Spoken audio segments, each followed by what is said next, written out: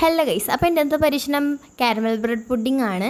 അപ്പോൾ നോക്കുമ്പോൾ പാക്കറ്റിന് മുകളിൽ എൻ്റെ പേര് വന്നിട്ടുള്ളത്. അത് മിക്കവാറും ഞാൻ ഉണ്ടാക്കുന്ന കാരണമാണ്. അപ്പോൾ നമുക്ക് ചടലിലേക്ക് കിടക്കാം. ആദ്യം സ്റ്റവ് ഓൺ ചെയ്ത് പാനിലേക്ക് പഞ്ചസാര ഇട്ട് കൊടുക്കുക. എന്നിട്ട് ഞാൻ ദോശ പോലെ പരത്തി കൊടുക്കുന്നുണ്ട്. അതൊന്ന് വേഗം ആവാൻ വേണ്ടിയിട്ടാണെങ്കിൽ ക്ഷമയില്ലാത്തതിൻ്റെ ഒരു ഭാഗമായിട്ട് നിങ്ങൾ കാണുന്നു. കുറച്ച് വെള്ളം കൂടി ആഡ് ചെയ്ത് നമ്മളൊന്ന് മാറ്റി വെക്കണം കേട്ടോ.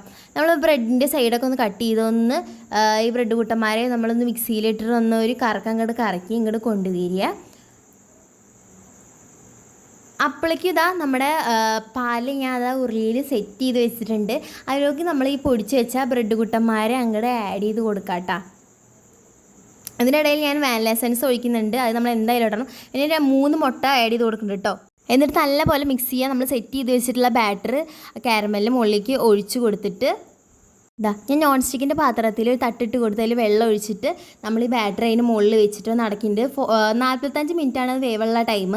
ഒരു 10 മിനിറ്റ് ഞാൻ അത് ഫ്രീസർ തണുപ്പിക്കാൻ വെച്ചിട്ടുണ്ട്. ഞാൻ ചെയ്യണ പോലെ പ്ലേറ്റ് കമഴ്ത്തി പിടിച്ച് അതിൻ്റെ മണ്ടയിൽ 2 കൊട്ട് കൊട്ടിയിട്ട് അതങ്ങ് എടുക്കുമ്പോൾ സംഭവം പെർഫെക്റ്റ് ആയിട്ട് വന്നിട്ടുണ്ട് കേട്ടോ. ഈ നമ്മൾ നേരെ അമ്മയ്ക്കാണ് ട്രൈ ചെയ്യാൻ കൊടുക്കുക. ഞാൻ എന്തൊക്കെ ഉണ്ടാക്കിയാലും അമ്മയ്ക്കാണ് ഞാൻ ആദ്യം ടേസ്റ്റിങ് കൊടുക്കുക. സത്യം പറഞ്ഞാൽ എൻ്റെ പരീക്ഷണവസ്ഥയാണ് എൻ്റെ അമ്മ. പക്ഷേ അതെന്തായാലും അടിപൊളിയുണ്ട് കേട്ടോ. അമ്മയ്ക്ക് എന്തായാലും ഇഷ്ടപ്പെട്ടിട്ടുണ്ട്. എല്ലാവരും ട്രൈ ചെയ്ത് നോക്കണേ. വീഡിയോ ഇഷ്ടപ്പെട്ടാൽ ലൈക്ക് ചെയ്യാൻ മറക്കല്ലേ. ടാറ്റാ.